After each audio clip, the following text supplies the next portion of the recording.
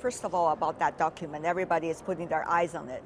It's very pleasantly surprising to me that you are talking about delivery, because during the earlier multilateral meetings, mainly what leaders are doing are interactions among one another.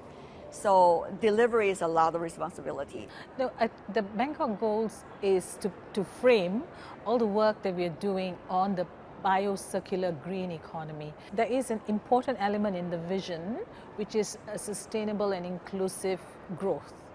Now, when we translated the vision into an action plan under New Zealand's leadership, we expanded on that aspect of what can we do individually, individual actions that economies can take, and collectively.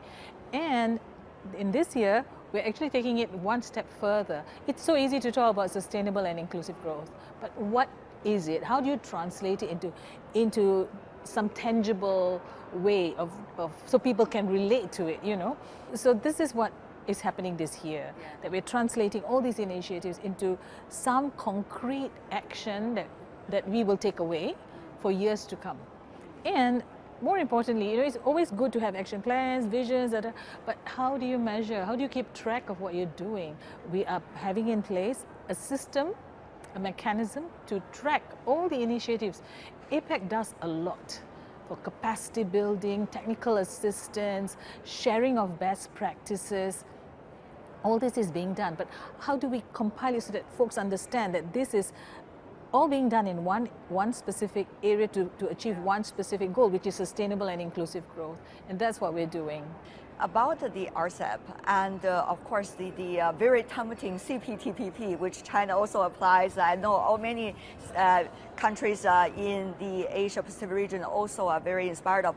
What do you make of the transition from RCEP to CPTPP? What kind of visions in terms of trade are we looking at? I think they're two distinct agreements, but they're not competing agreements. They're complementary. Issues that are discussed or aspects of CPTPP which will fit into the work that we want to do in FTAP. And we enrich each other. For example, you're looking at environment, you're looking at workers' rights, all these things are important. You're looking at competition, facilitating market access, looking at regulation, structural reform. All these are aspects of both the CPTPP, RCEP, and eventually the free trade area of the Asia Pacific. So it's looking at things from a more positive angle and more broadly how we can benefit from each of these agreements.